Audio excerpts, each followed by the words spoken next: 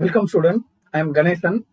So unit 1 differential calculus maxima minima of functions of one variable is one of the topic. இது ஒரு important topic. இதுல இருந்து பார்த்தீங்கன்னா கண்டிப்பாக ஒரு கொஸ்டின் கேட்பாங்க. இந்த டாப்பிக்கை பற்றி ஒரு இன்ட்ரடக்ஷன் கொடுத்துட்டு அதுக்கப்புறம் ஒன் பை ஒன்னா நம்ம டிஸ்கஸ் பண்ணலாம். இதில் இன்ட்ரடக்ஷன் பார்த்தீங்கன்னா அதில் இருக்க சில டெஃபினிஷன்ஸ், அதோட கண்டிஷன்ஸ், ஒர்க்கிங் ரூல்லாம் நிறைய நம்ம டிஸ்கஸ் பண்ண வேண்டியது இருக்கும் இந்த இன்ட்ரடக்ஷன்ல.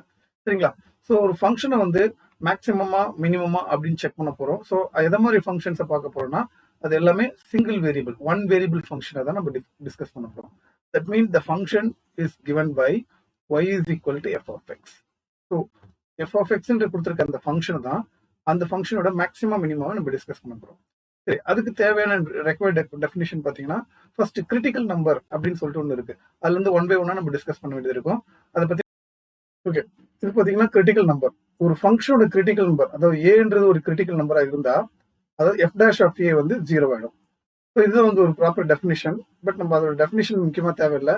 அந்த கிரிட்டிக்கல் நம்பர் எப்படி கண்டுபிடிக்கிறோன்றது மட்டும் நம்ம நல்லா தெரிஞ்சுக்கிட்டா போதும். ஒன்றும் இல்லை, கொடுத்துருக்க ஃபங்க்ஷனை ஒரு முறை டிஃபரன்ஷியேட் பண்ணி அதை ஈக்குவல் டு 0ன்னு போட்டு கிடைக்கிற ஈக்குவேஷன்ல இருந்து எக்ஸோட வேல்யூ கண்டுபிடிச்சிங்கன்னா அந்த எக்ஸோட வேல்யூ தான் கிரிட்டிக்கல் நம்பர். ஒரு ஃபங்க்ஷனுக்கு ஒரு கிரிட்டிக்கல் நம்பர் தான் கிடைக்கணும் அவசியம் இல்லை. Based on the degree of the function, you will be getting different types of critical number, different number of critical numbers. சரிங்களா? So for example பார்த்தீங்கன்னா இப்போ f of x is equal to x square plus 3x plus 2 அப்படி இருக்கு. அப்போ என்ன பண்ணணும், f dash of x கண்டுபிடிச்சிங்கன்னா 2x plus 3ன்னு வரும்.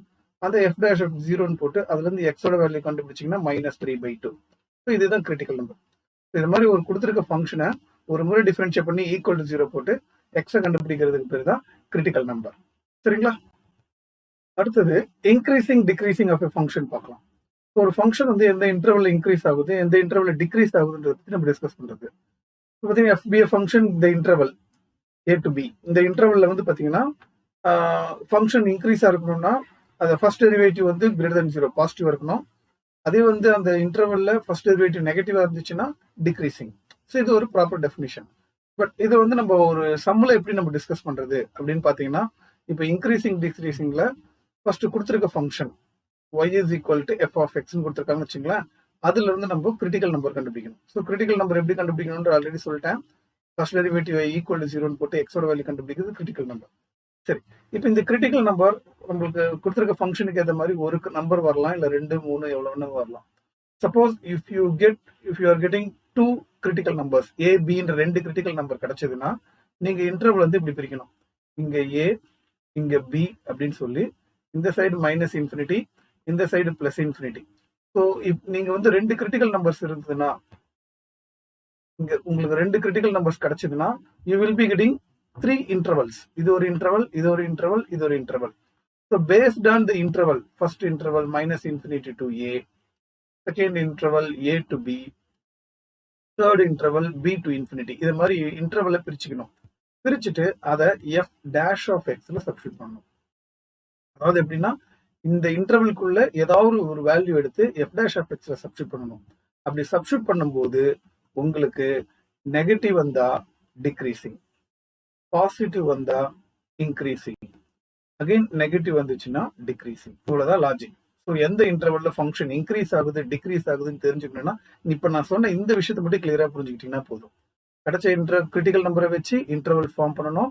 அந்தந்த இன்டர்வல் போட்டுட்டு f dash of xல அதுக்குள்ள இருக்கிற நம்பரை அதுல போடும்போது நெகட்டிவ் வந்தா டிக்ரீசிங், பாசிட்டிவ் வந்தா இன்க்ரீசிங், அகைன் நெகட்டிவ் வந்தா டிக்ரீசிங். ஆனா கண்டிப்பா ஒரு விஷயம் நல்லா தெரிஞ்சுக்கோங்க.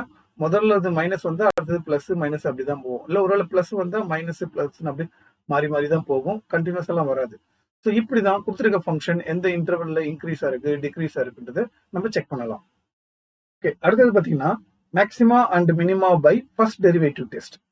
ஸோ இது எப்படின்னா நம்ம ஆல்ரெடி நம்ம கிரிட்டிக்கல் நம்பர் கண்டுபிடிக்கிறோம் பார்த்தீங்களா. ஸோ அது ஆஸ் யூஷுவல் கொடுத்துருக்க ஃபங்க்ஷனுக்கு கிரிட்டிக்கல் நம்பர் கண்டுபிடிச்சிடணும்.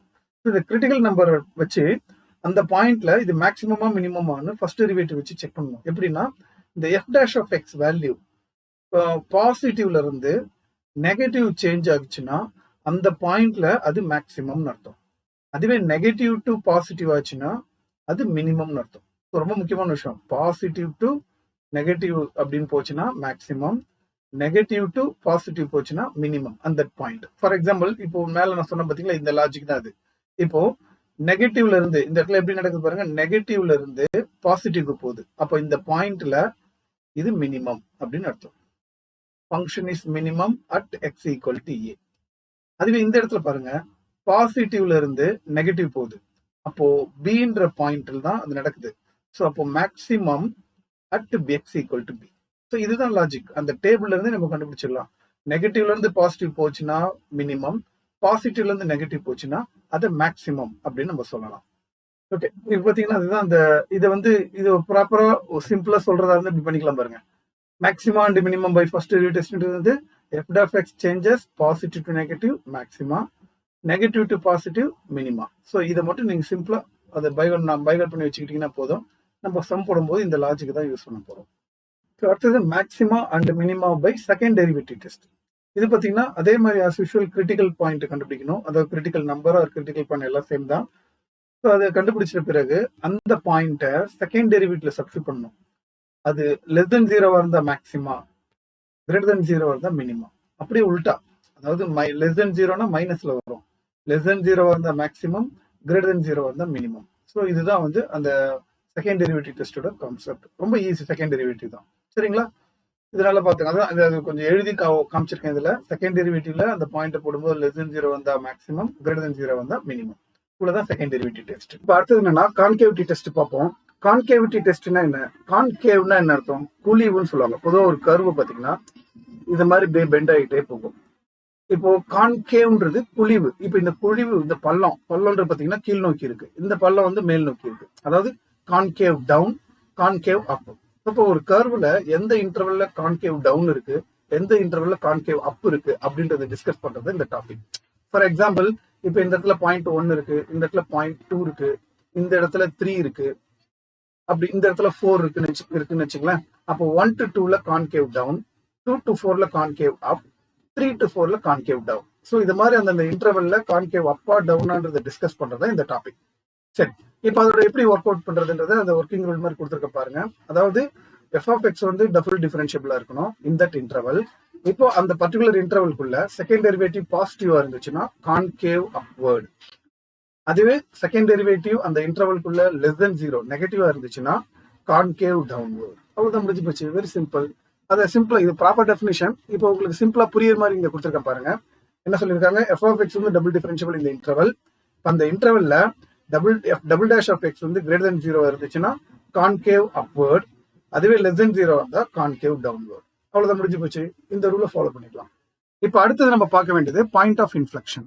இப்போ பாயிண்ட் ஆஃப் இன்ஃப்ளெக்ஷன் பாத்தீங்கன்னா உங்களுக்கு இதுக்கான ப்ராப்பர் டெஃபினிஷன் வித் டயக்ராமோட ஒரு வீடியோ போட்டிருக்கேன். அந்த வீடியோக்கான லிங்க் டிஸ்கிரிப்ஷன் பாக்ஸ்ல கொடுத்துட்றேன், அதில் பாத்துக்கங்க.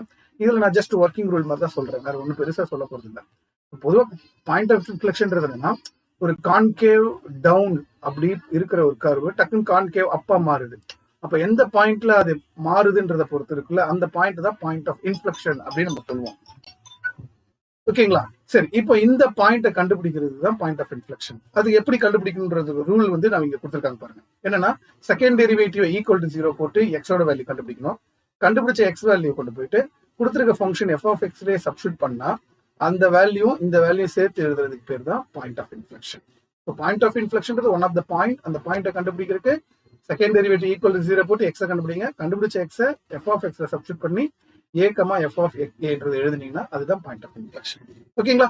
ஸோ அவ்வளவுதான். இப்போ ஆல்மோஸ்ட் நம்மளுக்கு தேவையான எல்லா proper definition and working rule கொடுத்துட்டேன். இப்போ இதை பேஸ் பண்ணி மேக்ஸிமம் மினிமம் பேஸ் பண்ணி இருக்க சம்ம நம்ம